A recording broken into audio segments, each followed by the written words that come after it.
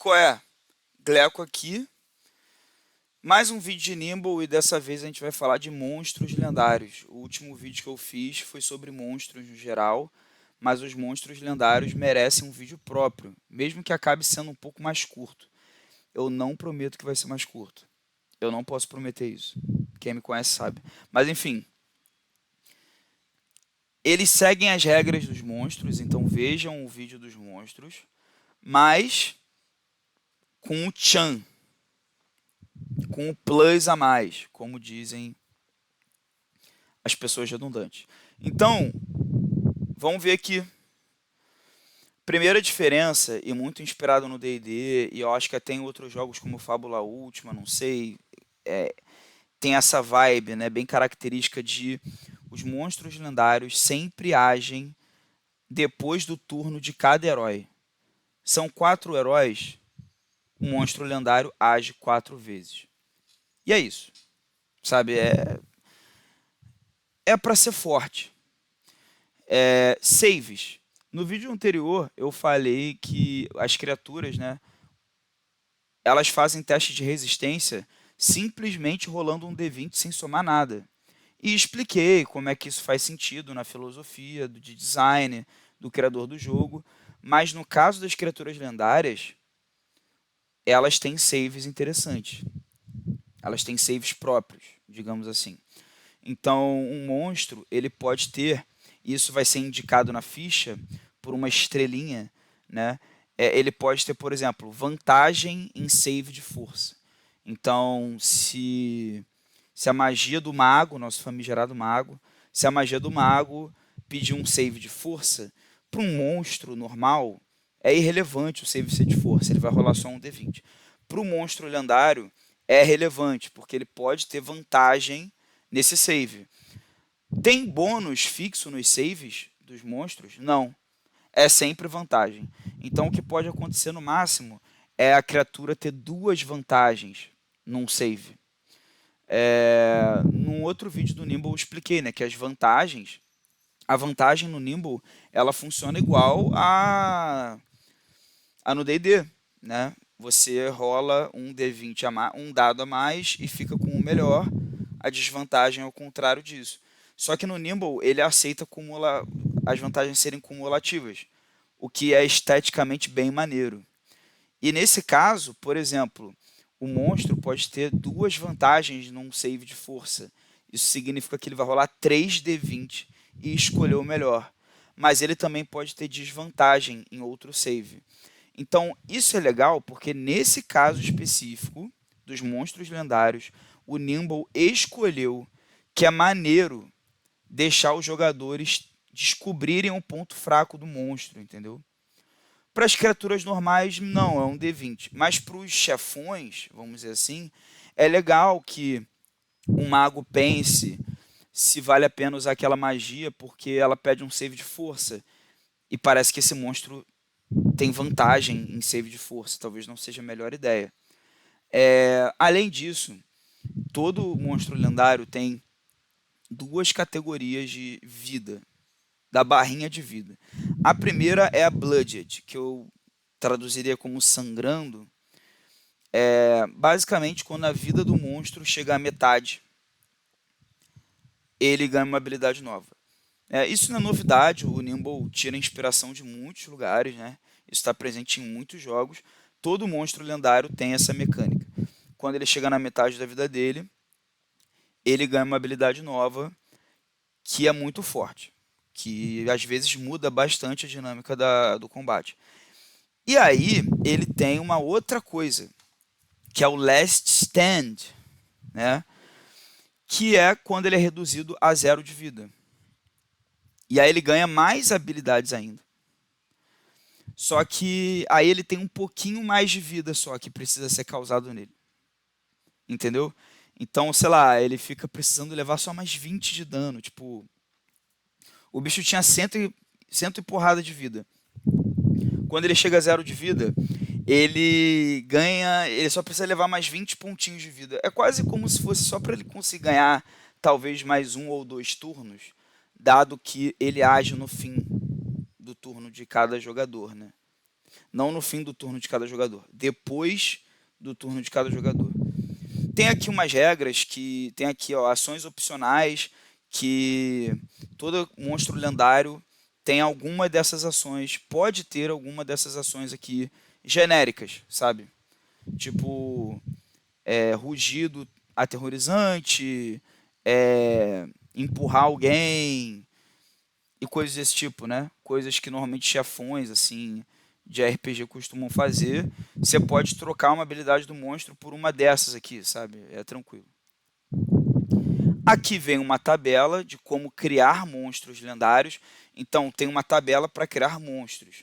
Criar monstros lendários é outra parada. São outros números, são outras situações.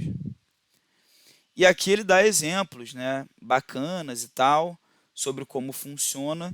E, inclusive, ele fala que, às vezes, um monstro lendário pode ser um time lendário, pode ser uma dupla, por exemplo, uma dupla de vilões. Nesse caso, mesmo assim, eles continuam tendo só uma ficha, porque encontros solo são encontros contra monstros lendários, né? É, o encontro solo, uma criatura lendária, pode ter outros monstros participando, pode ter minions, literalmente os minions do jogo, pode ter criaturas comuns e tal, criaturas flanks, talvez, se quiser, mas o chefão em si não é para ter duas fichas de monstro solo. Aqui no caso, a ficha é do Kelebec e do Pop, que um deles é um druida inseto e o outro é o animal de estimação fedido dele. É isso. Então, eles meio que agem na iniciativa igual. Ao fim não. Depois do fim do turno de cada herói, eles dois agem com uma mesma ficha. Aí tá vendo aqui, ó, no Pudge the Blunderer, não sei muito como traduzir isso agora de cabeça, ele tem as mesmas coisas que você esperaria de uma ficha comum, tipo a vida dele aqui é 75, a armadura média, ó. Só que ele tem isso aqui, ó. Isso aqui significa que os saves de força dele tem vantagem e o de inteligência tem desvantagem, né? Deixa eu achar um aqui que é acumulativo. Ó, esse aqui tem vantagem em todos os saves. Aqui, ó. All. Ah, aqui, ó, um exemplo do que eu estou falando. Esse Vael Undying Necromancer, ele tem duas vantagens em inteligência e duas vantagens em vontade, em will, né? Três vantagens em força, o Titã. Então, assim, é isso. É isso, galera. Essa é a ideia dos saves. Essa é uma das principais características, uma das principais diferenças de um monstro lendário para um monstro comum no Nimbo. Além da questão das ações, né? É muito forte, ainda mais quando você leva em consideração que o dano, tudo de um monstro lendário segue uma outra tabela. As coisas são mais poderosas, são mais difíceis de enfrentar. Então, vamos pegar esse Pudge the Blunderer aqui para usar de exemplo. Lembrando, depois eu posso fazer vídeos falando dos monstros, sabe? Eu estou fazendo esses primeiros vídeos meio que explicando as regras do jogo, né? Então eu vou explicar aqui como é que é a ficha de uma criatura solo, né? Uma criatura lendária. Normalmente vem assim, ó, ações. Depois do turno de cada herói, escolha um. Mover e bater, tradução livre aqui, tá, galera? Mover e bater, mova-se 8. Move 8 aqui é mova-se 8 espaços. Ataque 1d8 mais 2. On damage é tipo ao causar dano, prone. Então, é isso. A outra é agarrar e arremessar. 1d8 mais 2, ao causar dano, ele é arremessado. Peraí, o inglês falhando aqui. The affront another hero. O alvo, né, é arremessado em um outro herói dentro de 6 espaços. Ambos fazem um save CD12 ou levam 1d8 mais 2 de dano e ficam prone metade do dano se passarem no save. Aí tá vendo? As habilidades do monstro lendário já são um pouco mais complexas. E é até engraçado dizer que isso aqui é complexo. Porque em outros jogos de RPG, isso aqui é normal. Isso aqui é uma habilidade em termos. Não estou falando em termos de poder. Estou falando em termos de ser simples ou não. Né? Em outros jogos, isso aqui seria uma habilidade de um ogro normal. De uma ficha de ogro normal. Só que aqui, em termos de simplicidade, preste atenção no que eu estou falando. Só que aqui, essa simplicidade aparece numa ficha de chefão, de monstro lendário, e ela é forte o suficiente para propor um desafio lendário sem precisar ser um textão. Essa é a parada do Nimble. Sendo que esse aqui é um exemplo de uma criatura nível 2. Então, é um exemplo por si só também. É um monstro lendário, na verdade, não tão lendário, né? Lendário em termos de, como é que eu posso dizer? De nome de mecânica, mas não exatamente de flavor. Ele é só um ogro burro aqui, ó. Dumb Ogre. E aí ele tem o Sangrando, que ao cair a 37 de vida, metade de 75, o dano dele aumenta em 1d12 mais 2 na ignorância, né? E o last stand dele é mais 20 de dano e ele morre. Até lá, ele pode se mover 6 espaços e usar o Grab Throw todo turno. Porque do jeito que está posto aqui, ele não consegue andar e usar o Grab and Throw. O agarrar e arremessar. Né? Então, esse aí tá aí um exemplo de monstro solo, né, do Nimble. É bem legal. Em resumo, é isso. Tem escrito ações e você tem meio que um cardápio de ações que você pode usar depois de cada herói.